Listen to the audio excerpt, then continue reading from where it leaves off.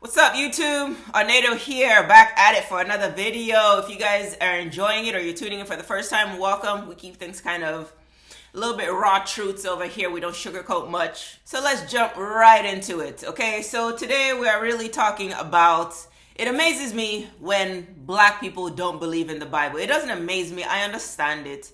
I understand how you can grow up in this world and the Bible is just not on your forefront. You don't think about it. You don't like it. You don't care for it. You don't even think it applies to you. And the common argument made about the Bible is that, oh, white people made it to keep black people trapped. White people wrote it. White people are in charge of it. White people did it. Like, let's stop giving these people that much power. Like, if you give somebody that much power, then they get that much powerful. If white people really were the ones who wrote the book, who really wrote the Bible and were in charge of it and this and that, they're not going to edit that book or they're not going to write that book in favor of black people. Like, if white people really are the ones who the Bible is written for and, oh, it was used and it was written to deceive black people, it's not going to be in your favor. It's like, I feel like a lot of times people who say that, have you even spent real time reading the Bible? Because I know before I really got into the Bible, I had preconceived, notions about it. Yet, come to find out, I haven't even read this sucker like that. I may know a few passages, I may have glanced through it, but to really say, okay, you are sitting down in that spirit, not just sitting down to read it and okay, no, but in that spirit, have you really checked out the Bible? Because if you do, you will realize that this book has nothing about, this book is not glorifying white people at all. All this book has is African history.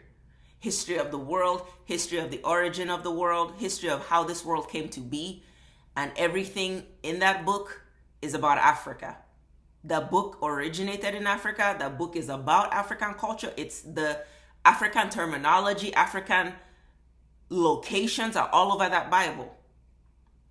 So if white people really did write this book, they are not going to write it saying Africa is really the foundation of life. They're not going to write the Bible saying God came from these regions. Like, we all know white people in this world today, like, everything they want for them. If they really wrote that Bible, from Genesis to Revelations is going to be talking about how European people started this world and how the first cradle of life and the first civilization began, and they will say it began in Rome, or they will say it began in freaking Norway, or it began in Sweden. They will claim it if they could. That's how powerful that book is, first of all, that all these generations, all these years, all these lifetimes, all these seasons, all these histories, all these civilizations that have come past that Bible is still kicking. And not just kicking, it's kicking in favor of African people. So to say, oh, white people are the ones who wrote the Bible and it's not even talking about black, like, oh, they wrote it to glorify white. No, maybe they tried to, if anything, they took your book and tried to use it against you by putting that white Jesus face on it. So that's why I say I understand why black people would feel how they feel about it. White people have put this stamp of this blonde-haired, blue-eyed man as the representation of the Bible. So I can see how black people, naturally, you're not even going to want to crack the book. If this is its like representative, how is this blonde-haired, blue-eyed man supposed to speak to me? So I understand that, but now that's the trick. But you have to be bigger than the trick in this country. Now you have to do the due diligence and actually crack open that book. Because from the beginning, that book starts off hot. If you read Genesis, they're not playing. Genesis has Ethiopia written all over that book. Talks about Cush. These are origins of life. Cush was ancient Ethiopia. That was just a reference. Even right here, I will read you an excerpt where it's talking of the descendants of Ham, and it lists Cush and several others. Cush, Mizraim, Put, Canaan, da-da-da-da-da. Now, it says Cush was biblical Ethiopia, modern Nubia. Mizraim represents Egypt. Put, either Punt, in East Africa or Libya. That's just, this is like in Genesis. This is like book 1. As soon as you open the book, it's telling you, Africa is where it's at. It's telling you, after, like, how in bold letters the Bible, which for some reason it's amazing how these Bibles are in every church, yet for some reason all these churches that read Ethiopia, they read Africa, they read African countries, but yet will still hold a white Jesus. They will hold the picture of a blonde-haired, blue-eyed man next to the scriptures that they are reading, and somehow still like that just shows you how easy it is for these people in this world, and why they don't take us civilians seriously, because they've been doing their BS and they've been getting away with it. So they're not scared of anybody and what anybody could do to them, because they have this world just on so much lock. Like, how as soon as you open a Bible, it's telling you where life began. It's telling you who life is. It's telling you who the creator is and where he chose, where he favored, where he is, where to find him, inside of who. So I understand Black people when they don't connect with the book, because the way the book is represented on planet Earth today, it is off-putting. But now you have to listen to people telling you go that extra step and just actually crack that book open. That book is Africans' history. That book is the story and the history of Black people from Africa right on down to where Black people are at right now in America with slavery. You read that book, it has predicted and told you everything. So you continue reading it, you know where this story is going. That's why you don't fear when America and you see what America is doing. You read your history book. Because this book's so powerful, it told you what was going to be in the present. The present is what we're living right now. In that same book, it's told you present and future. If present has come to pass, you know future is right around the corner. The Bible is an African history book. The Bible is a history book for Black people. We always have to say it separately, because Black people don't realize they're Africans. Africans don't want to claim Black people. It's madness how two that are the same and are one for some reason can't connect. And it's not for some reason. You have to understand this world and understand the tricks that the devil has played over the Black mind. So you get it. I get it, but at the same time, it's still just like, it's unfortunate and it's saddening to see, but it's unfortunate. The Bible is nothing but Black people's history book. I'll read another passage for you. If you go to Psalm 87, this is like clear as day. It tells you, from Babylon and Egypt, I count those who acknowledge the Lord. Philistia, Ethiopia, and Tyre, of them it can be said, this one was born there. How is the Bible, for crying out loud, telling you straight up, Ethiopia, this one was born there? Like, how is the Bible telling you straight up? And this same Bible is what they use in these churches. Yet, these same churches using these scriptures will have a white man next to it. Like, the audacity.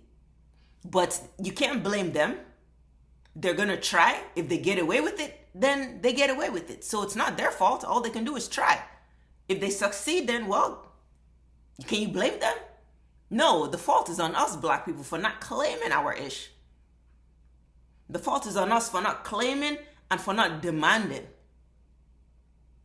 We're just taking and we're just accepting. And you're accepting from the faulty one. So when I see Black people and you think this book was written against you and you think this book was like a hoax for you, no, you thinking that was the hoax. You thinking that was the plan. They want you to believe that. White people want you to believe. They want you to believe that this book is against you. They want you to believe that they wrote that book. They wish. They have no power like that. Are you kidding me? If they could, they would have completely eliminated the Bible. Like, if they could have, and if they were that powerful, in 2023, we would never even know the book of a Bible exists. That's how like hot this book is. If they can erase it from every bookshelf on earth, they would have been done that. That would have been done. But they can't. Because you can't kill the Black people's spirit. And this book is our spirit.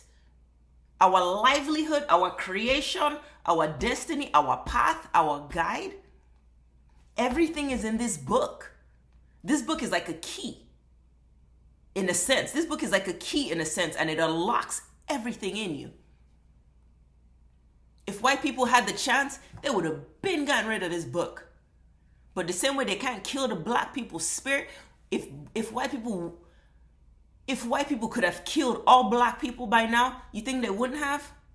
They would have been done that. During them slavery days, if they could have wiped out all of, you think they wouldn't have? They were in and out of Africa slicing and dicing and chopping up the continent. You think they don't want the continent? If white people could eradicate every African and now be all up in Africa, a bunch of Europeans claiming Africa as their own, you think they wouldn't have done that? They would have been done that. Africa? The richest? Africa has everything. Why you think they were slicing and dicing and trying to claim this, trying to claim that part, trying to claim that part? All they see in Africa is, all they know is all the riches that exist. So they make sure black people in America, don't you dare think of even liking Africa. In their head, Africa is theirs. Don't you dare think you got a claim to that. That's all our shit. That's how white people think about Africa. So if you think they couldn't have, if they could have eradicated all of black people in all them slavery days, in the days of colonization, in the days of killing the continent down there, slicing it up, chopping it up. If you think, if they could have killed all off, you think they wouldn't have? It would have been easier for them. Now they can easily just run through the continent. How they did South Africa, they would have done West Africa, North Africa, and East Africa. Taken the whole shit as theirs and told whatever little Africans is left, keep out. They would have done Africa like they have done United States of America with Mexicans and Indians. Killed majority, and the last little bit, they would have just sectioned off into a little tiny portion of Africa. Here, this is yours. This continent now belongs to us. We are the Africans. And this whole continent will be covered with white people, like America is. But African people it's a spirit you cannot kill. God will discipline us. God will really, really give us the business, but you can't kill us. That's why we're still here. You can't kill black people. You can't kill the energy. You can't kill the spirit. The spirit is what started this world.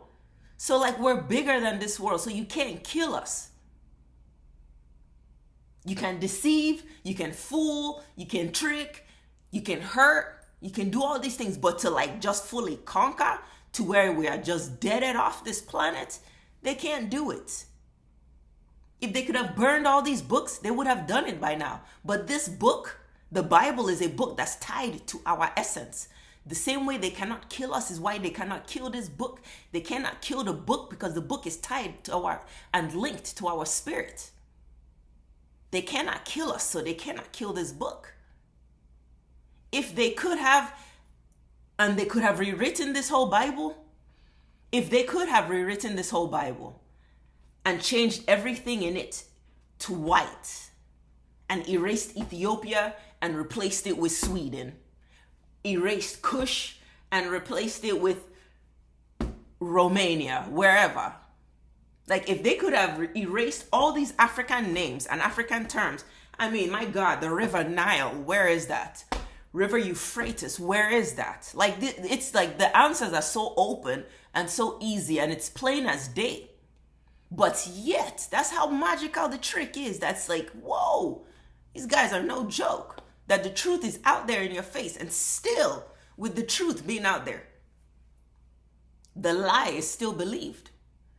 Everybody got a blonde-haired, blue-eyed man hanging on their wall saying this is Jesus, and they all read the Bible.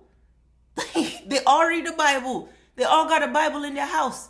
The whole Bible is talking of African people. But yet they how? The pastor will come on his podium every day, every Sunday. The one who is so gifted with the words, right, of God and the Bible, reading from the same Bible. And I don't have a special Bible or the original Orthodox or whatever the heck. No, dude, I just got a Bible. The Bible that you buy at any store. I've had several Bibles, and all of them, they've all used Ethiopia, Cush, River Nile, like these are just truths that cannot be erased.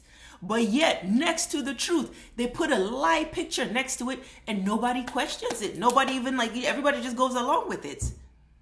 That's madness. If white people could have changed every word in this Bible and be replaced with a European figure and a European name and a European location, the Bible would be mandatory in every school today. Like, that's how hot this book is, and they know it. But the book doesn't glorify them, so they ban it from everywhere. They ban it from every school. They ban it from offices. They ban it from life. They ban it from TV. They ban it from everything. They're like, they don't want you to talk about this God shit. Don't you dare bring up the Bible. Why? Because it's not their book. If the Bible had Europe written all over it, oh my God, it will be from before kindergarten. There will be a separate school before preschool simply dedicated to just Bible studies. White people will make it mandatory to know this book beginning to end if it was a book that glorified them. But it's not a book that glorifies them. It is a book that's against them. Read that Bible. That's why they want that Bible on hush hush. But it's not a book about them. It's a book about our history. It glorifies us black people, and unfortunately, it tears them down. So to think that the Bible is a book that's written for them is, no, go open that book. Go crack that book open and really see what that book is talking about. And you have to read that book with the right spirit. You have to read that book, at least read it with an open spirit. Especially if you already feel like this is not a book for you, at least go into it open. Go into it open, but know that that book was written for you, black man. That book was written for you, black woman. Every figure in this Bible was written on your behalf, black people. If you have this melanin in your skin, it was written for you. Don't let this world fool you. If this book was glorifying Europeans, this book will be mandatory everywhere, all over the world. From the minute you came out your mother's womb, they will throw this book in your child's face. And from the minute you hit the grave, they will bury you with the book inside. Like, it will be required. But it's not a book that glorifies them. This is a black people book. It's our history book. Learn it, know it, and you better believe in it. Before you believe in, you better know it. What did Bob Marley say? You should know and not believe. It's a book about you. Don't let them steal your power.